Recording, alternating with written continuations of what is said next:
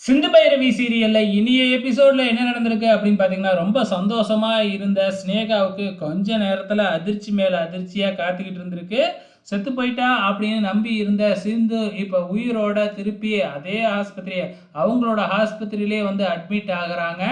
சந்தோஷமா எல்லாத்துக்கும் ஸ்வீட் குடுத்துக்கிட்டு இருந்த நம்ம சினேகா இப்ப சோகமாயிடுறாங்க. இப்ப நம்ம சிந்து இங்க வந்து அட்மிட் ஆயிருக்கிறத பா கேள்விப்பட்டு எல்லாருமே ஃபேமிலியில இருக்கிற எல்லாருமே அங்க வராங்க. அன்னபூரணி, பைரவி, ஆறுமுகம், இந்த மகா எல்லாமே அங்க வந்திருக்கிறாங்க. எல்லாருமே பதட்டமா வராங்க. ஆனா இந்த மகா மட்டும் இவ தப்பிச்சிட்டாளே அவ்வளோ உயரத்துல இருந்து விழுந்தோம் அப்படின்னு ரொம்ப சோகமா வராங்க.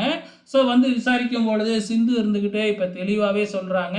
நான் வேணும்னேலாம் குதிக்கல. என் முதுகுல யாரோ கைய வச்சு தள்ளி விட்டுருக்காங்க அப்படின்னு சொல்லிடுறாங்க. ஸோ ஆனாலும் எல்லாருமே நம்ப மாட்டேங்கிறாங்க.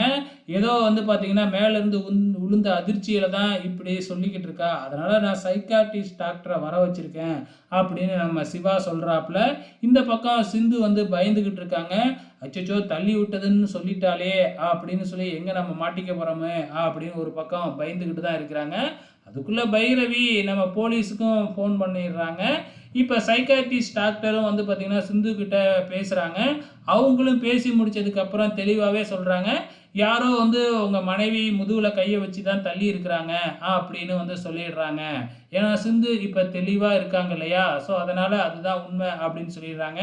சஞ்சய்க்கு பைரவி ஃபோன் பண்ணி சொன்னதுனால, சஞ்சயும் அங்க வந்துடுறாப்புல. சஞ்சய பார்த்துட்டு சினேகாவுக்கு அல்லு விட்டுடுது. அச்சோ! இவர பார்த்தாவே பயமா இருக்கே! எங்க உண்மைய கண்டுபிடிச்சுருவாரோ! அப்படின்னு பயந்துகிட்டு இருக்கிறாங்க.